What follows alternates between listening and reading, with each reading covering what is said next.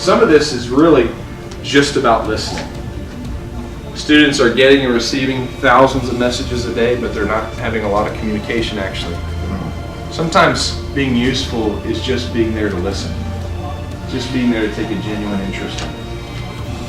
Just being there to talk with them.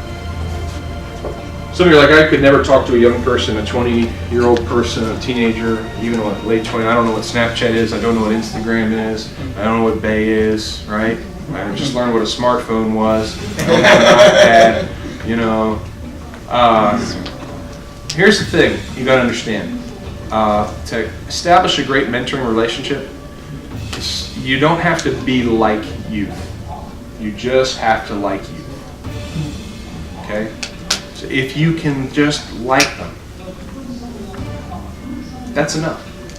Because when you like somebody, you take an interest in them. And that's enough. Okay? But if you don't like them, right, and you just want to straighten them out, don't start, okay? It's not going to work. It's not going to work. You just have to like them. You have to be willing to take an interest in them. I don't know if you've ever had a great conversation with somebody before, but one of the keys of great conversations, you want a mentoring relationship, you got to start with a conversation. One of the keys of great conversations is that great conversations are others-centered. Others-centered.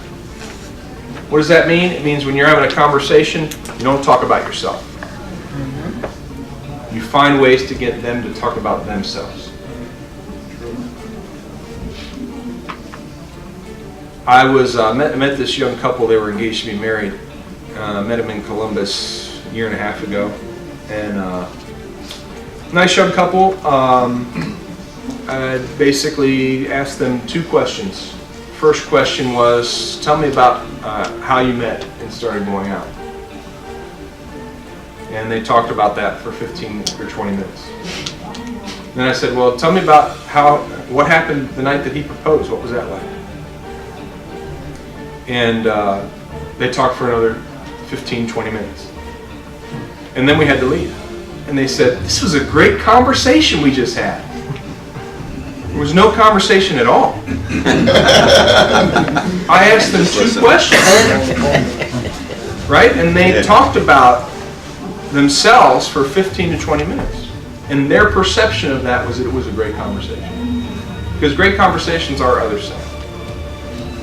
They happen when somebody takes a genuine interest in you and you get to express or talk about yourself, or it happens when you take a genuine interest in another person and they get to express and talk about themselves. And not only are you asking them the question, but you're taking a genuine interest in what they have to say.